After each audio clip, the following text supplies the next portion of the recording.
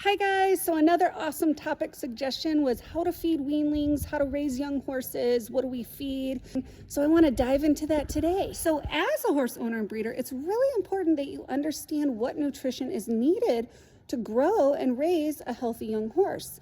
And a key issue that's really common is a thing called developmental orthopedic disease, or DOD.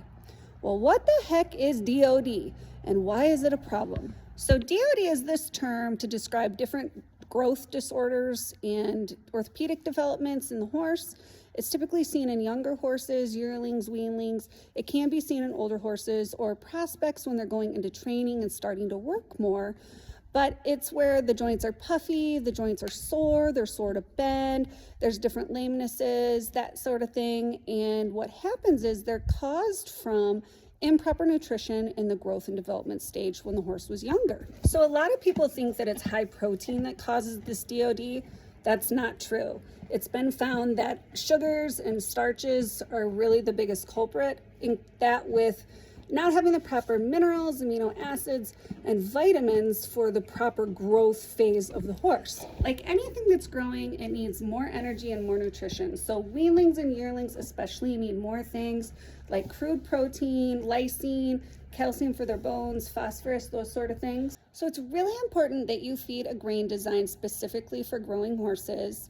And then we also feed a 70-30 alfalfa orchard grass hay mix. I really like alfalfa. Alfalfa has great energy, but I like the mix with the orchard grass so that it doesn't give you that spike in energy, so they get extra forage time.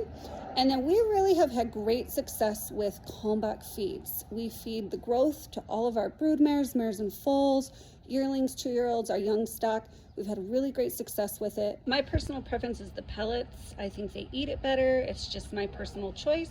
I've had really great success with this product. And then I top dress it with K-Finish. And this is a product that has additional crude protein and minerals. So we mix these two products together and I've had incredible luck with it. Again, I feed my brood mares, my growing horses, and my mares and foals, all of this combo. So we raise all of our horses outside.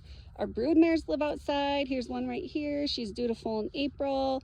Our young horses live outside. This is a 2-year-old. She'll actually be coming in to learn something soon. But our horses live outside 24/7 in these large grass pastures. They have shelters, they have round bales. And what's really important is that they're outside and they're moving. Horses raised with the freedom to move. You know, they have healthier joints, more flexible joints, more responsive tendons. They have better digestion, just overall better muscle mobility. You know, the fresh air helps them with not having inflammation in their lungs. And our brood mares live outside. We bring them in about 30 days before they foal. And then they stay in about 30 days after they have their baby. We want to make sure everything's okay with mom and foal. And then they actually go outside and they live until weaning time in the pasture in the same sort of setup. And it's really, really important that those horses get to be able to move around. It's so good for those joints and those tendons, like I was saying. And so we also bring them in for about a week when we do the weaning process.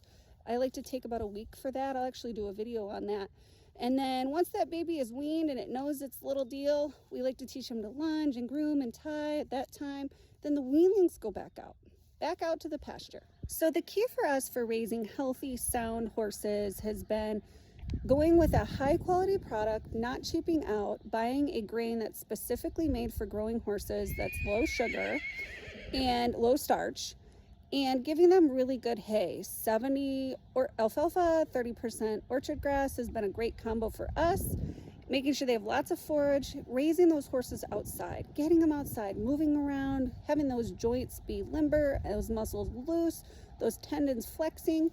And we've been able to raise a lot of really awesome horses to go on and have great careers. So hopefully you find that helpful, and we'll keep the videos coming.